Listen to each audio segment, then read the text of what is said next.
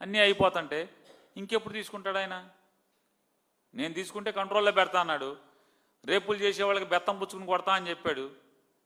మరి బెత్తం దొరకట్లేదో, మరి అడవుల్లో తిరుగుతున్నాడు బెత్తాల కోసమే అనుకుంటా ఆయన. హెలికాప్టర్ వేసుకుని దాని పేరేంటి, ఆకుపచ్చ చెట్లు ప్యాంట్లు వేసుకుని బెత్తాల కోసమే తిరుగుతున్నట్టున్నాడు. ఆ బెత్తం దొరికితే వెంటనే హోమ్ మినిస్టర్ తీసేసుకుని మొత్తం చేసేస్తా అనుకుంటా ఆయన, హోంశాఖ తీసేసుకుని.